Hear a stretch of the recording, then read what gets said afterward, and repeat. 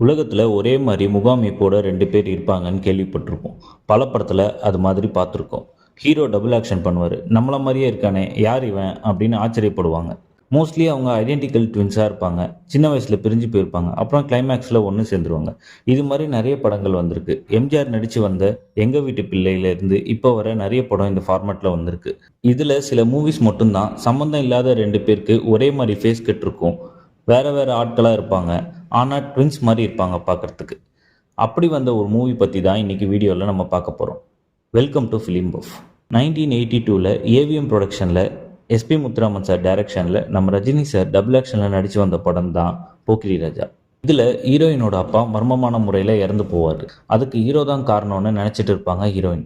இதுக்கு பின்னாடி யார் இருக்கா என்னன்றதை கண்டுபிடிக்க தன்னை மாதிரியே இருக்கிற ராஜான்ற ஒருத்தட்ட ஹெல்ப் கேட்பார் ரமேஷ். அதுக்கு முதல்ல மறுத்த ராஜா அப்புறம் உதவி பண்ண ஒத்துப்பார்.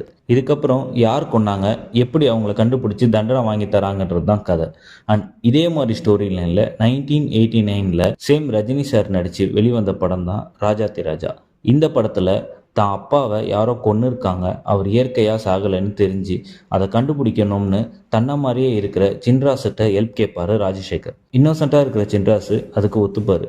ஃபைனலாக சின்ராஸை காப்பாற்றி உண்மையான குற்றவாளிகளை கண்டுபிடிச்சி தண்டனை வாங்கி தருவார் ராஜசேகர். மோஸ்ட்லி இந்த 2 மூவி பார்க்கும்போதும் ஒரே மாதிரி இருக்கும். என்ன ரீசன்னு பார்த்தா 2 படத்துக்கும் ஸ்டோரி ஸ்க்ரீன் பிளே எழுதினது ஒரே ஆள் தான். அவர் தான் திரு பஞ்ச அருணாச்சலம் அவர்கள். இந்த மாதிரி இன்ட்ரெஸ்டிங்கான மூவி ஃபேக்ட்ஸ் பற்றி தெரிஞ்சுக்கிறதுக்கு ஃபிலிம் பஃப் சேனலை ஃபாலோ பண்ணுங்கள். தேங்க்யூ.